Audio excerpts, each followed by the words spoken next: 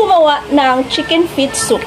So, Chinese recipe na laging pinapagawa ng employer ko. So, isi-share ko po dito sa inyo para syempre magkaroon din kayo ng idea.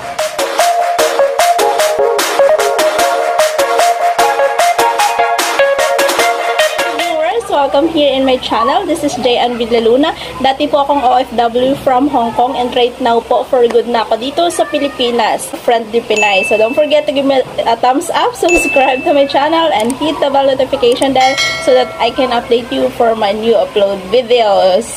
So without further ado, let's go and watch this.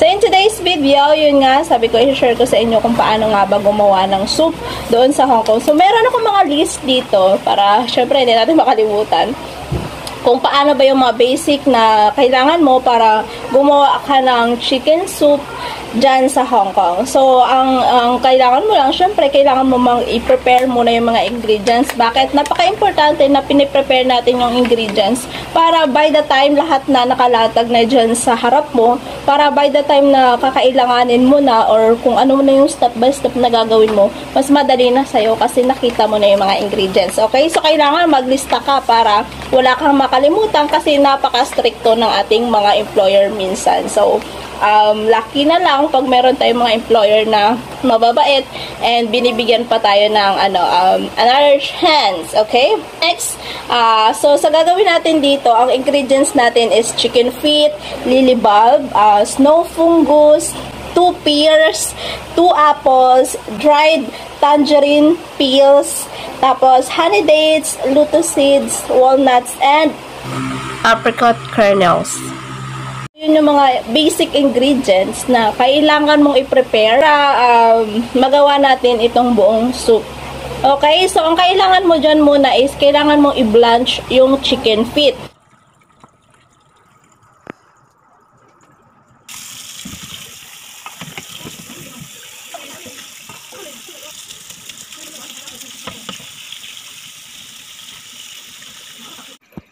Ayun guys, magpapakulo lang ako dito ng tubig. Tapos itong mga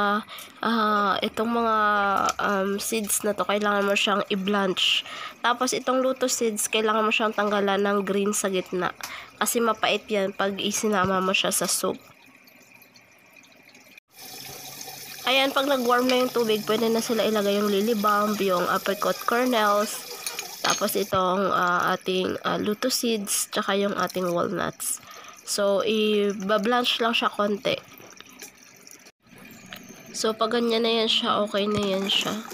Yan, pwede na. So, i-set aside lang natin. Tapos, prepare ka ng tubig. Na, yung tubig na yon is marami yon, mga kalahating, depende sa pinapagawa ng employer mo kasi basically yung mga employer dyan sa Hong Kong, sila na mismo nagsasuggest kung gaano kadami ang ilalagay mo. So ang kailangan mo na lang is ikaw na lang magluto o gawin mo, sundin mo na lang kung ano yung sinasabi niya. So next, habang nagbo-boil ka ng water, ang kailangan mo is hugasan mo, linisan mo yung mga ingredients na kakailanganin mo para doon sa soup mo. So hello guys, ito pa lang ating tangerine peel. Kailangan mo to siyang isok sa water. So pag lumambot na siya, pwede mo nang linisan yung loob niya katulad ng ginagawa ko. Ayan. So ito yung una nyong gagawin, isok sa tubig. So ito pa lang snow fungus natin, kailangan din siya nating ibabad sa tubig para lumambot. And itong bilog sa gitna na matigas, tatanggalin lang siya natin para mahiwa-hiwa natin. So, after nun, kailangan mo i-slice na siya kung kailangan ba i-slice o hindi. So, depende din yan sa sasabihin ng employer. So, in my case, ayan, nakita nyo dyan kung paano ko sila slice, kung gaano ba kalaki. So, ayan, sa video na to, ganyan lang siya. And next naman, so pag natapos na lahat, nalinisan mo na, na-slice mo na, so i-set aside mo lang siya.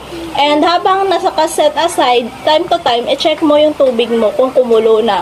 So by the time na kumulo na yung tubig mo, pwede mo na sila lahat ilagay. Ayan, put it together. Ilagay mo na, kailangan i-bring to boil mo siya. So pag nag-boil na yan, yung tubig na yan, pag nag-boil na, kailangan i-simmer mo siya kung ilang oras mo siya lulutuin. So mostly ako, nagsisimmer ako ng around 2 to 2.5 hours. So, yan lang yung limit ko. Hindi na dyan sumusobra. Kung meron mang sumusobra dyan, yun is herbal tea na ni ma'am or herbal soup na ni ma'am.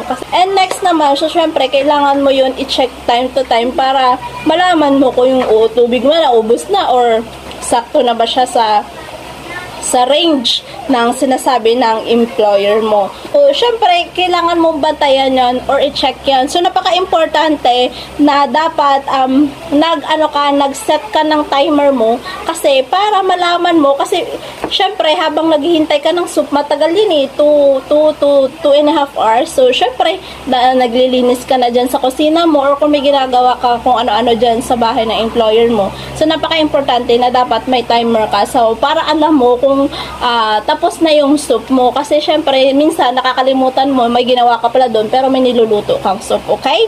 So, napaka-importante yung lagyan mo siya ng timer, okay? And syempre, ang pinaka last dyan is yung titimplahin mo na siya. So, lagi niyong tatandaan na yung timpla is sa huli. Ayan. So, ang nilalagay lang naman dyan is konting salt para may lasa lang siya pero hindi ganun kadami. Kasi nga, hindi sila naglalagay ng sobrang malasa sa soup kasi ang soup is very natural soup nila na pampahil. So, yun is minsan tinatawag nila na herbal soup kasi ang soup nakakatulong yan para i-release yung hot and cold sa katawan ng mga Chinese people and especially sa ating mga tao na kailangan. Kasi yung soup naman nakadepende kung saan kang bansa, di ba? Tama ba yun? Pero kung syempre, kung nandun ka sa Hong Kong, napaka-importante ang soup doon kasi pabago-bago nga yung weather. And yung weather nila doon is different from here in the Philippines, okay? Ito guys, ready na ang ating soup. Ready natin uminom si ma'am ng soup niya. Favorite soup niya.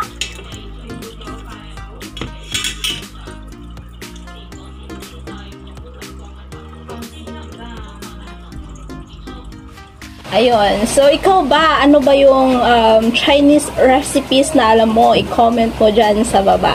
Alright? Okay, so bago matapos ang video na to, so kung meron pa kayong any suggestions, clarifications, and some questions, don't forget to comment below para syempre alam natin kung ano yung mga concerns nyo. So, for today, so once again, this is Jayan Villaluna, your friendly Pinay. So, see you on my next video. Bye!